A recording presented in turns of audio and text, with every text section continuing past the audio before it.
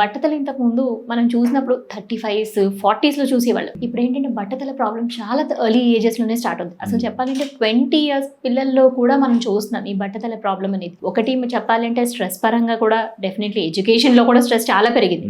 And genetic expressions అనేవి కూడా ఎర్లీగా వస్తున్నాయండి. 10 years పిల్లల్లో కూడా ఐ హావ్ సీన్ డిఫ్యూజ్ గా హెయిర్ లాస్ అయిపోయి పల్చగా అయిపోవడం హెయిర్ అనేది. ఇంకోటి మన లైఫ్ స్టైల్, మన food, imbalances of the hormones అనేది చాలా ఎక్కువైపోతుంది. బికాస్ ఒబేసిటీ ఇంక్రీజ్ అవ్వడం వల్ల హార్మోనల్ ఇంబ్యాలెన్సెస్ జరిగి PCOS ఇష్యూస్ ఎక్కువ అవుతున్నాయి ఫీమేల్స్ లో. ఇంతకుముందు బట్టతల అంటే మనకు తెలిసింది కేవలం మగవాళ్ళకి మాత్రమే ఉంటుంది, కానీ ఇప్పుడు బట్టతల అనేది ఆడవాళ్ళల్లో కూడా వస్తుంది. కూడా కాదు, చాలా చూస్తున్నాం. Thyroid issues, iron deficiency. So ఈ మల్టిపుల్ కాజెస్ అనేవి పెరిగిపోయాయి. ఇవి నార్మల్ గా జరిగే హెయిర్ లాస్ రీజన్స్ అండి. అవి కాకుండా ఆటో ఇమ్యూన్ రీజన్స్ వల్ల కూడా హెయిర్ లాస్ అనేవి జరుగుతాయి. మీరు తీసుకునే అదే మందులు, అదే నాణ్యమైన మందులు మెడ్ ప్లస్ బ్రాండ్స్ పై సగం ధరకే